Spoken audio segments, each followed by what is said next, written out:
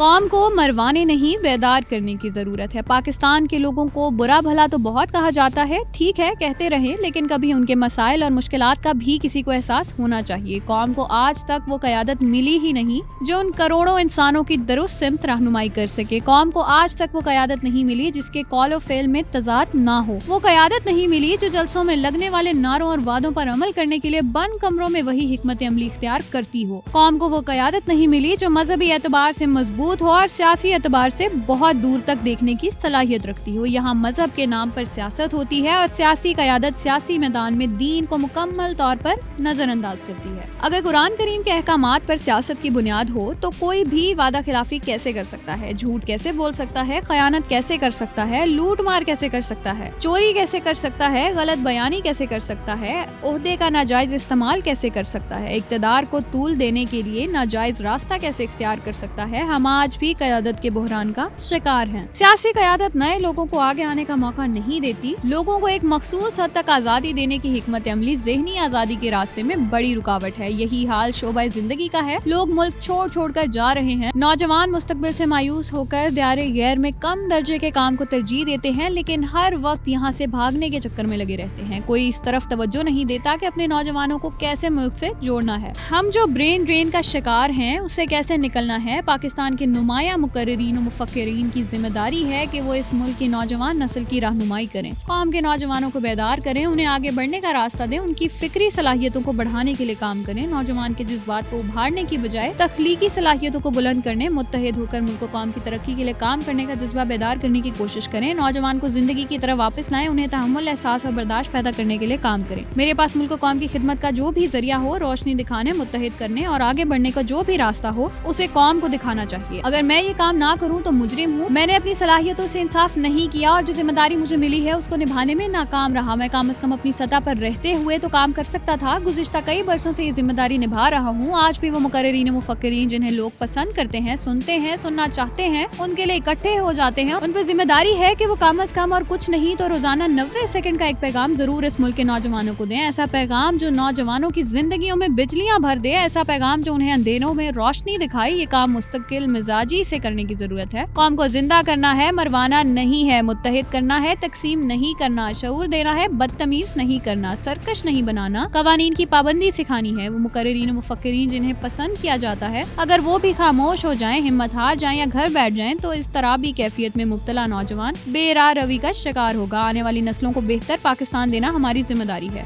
ان مقررین و مفکرین کو بھی ملک و قوم کے اس ملک کے کروڑوں نوجوانوں کی خاطر متحد ہونا پڑے گا۔ الگ الگ آوازیں تقسیم کا باعث ہیں تو یہ سب جانتے ہیں کہ اس ملک کا مسئلہ کیا ہے۔ سب اپنے اپنے انداز میں ایک جیسی بات بھی کر رہے ہوتے ہیں تو کیوں متحد ہو کر نوجوانوں کی درست رہنمائی نہیں کر سکتے؟ مجھے یقین ہے اس ملک کا نوجوان مسائل حل کر سکتا ہے، اس میں صلاحیت ہے، اس میں جان ہے، اس کی صلاحیتوں کو درست استعمال کرنا ہے، اسے جگانا ہے، متحرک کو متحد کرنا ہے، آزادی کی قدر کو اجاگر کرنا ہے، اس کی اہمیت کو بیان کرنا ہے۔ سیاسی قیادت کی ذمہ داری ہے کہ سچ بولنا شروع کرے، غلطیاں تسلیم کرے، اصلاح کی طرف جائے، ناراض لوگوں کو منائے، انہیں قومی دھارے میں شامل کرے، مخالفین کی عزت کرے، انہیں مزید مخالف بنانے کی بجائے مخالفت کی شدت کو کم کرنے پر توجہ دے۔ سیاسی قیادت نوجوانوں سے براہ راست بات چیت کرے، ان کے درد کو محسوس کرے، مسائل حل کرنے کی طرف بڑھے۔ نفرتوں سے آگے نہیں بڑھا جا سکتا۔ حالات جس نہج پر ہیں یہاں غیر روایتی کام کرنے کی ضرورت ہے۔ اگر کوئی یہ سمجھتا ہے کہ معمولی اقدامات سے کام بن جائے گا تو یہ ذرا مشکل ہے۔ حالات کی سنگینی کو سمجھیں اور اس حوالے سے اقدامات کریں۔ آخر میں ابن انشا کا کلام: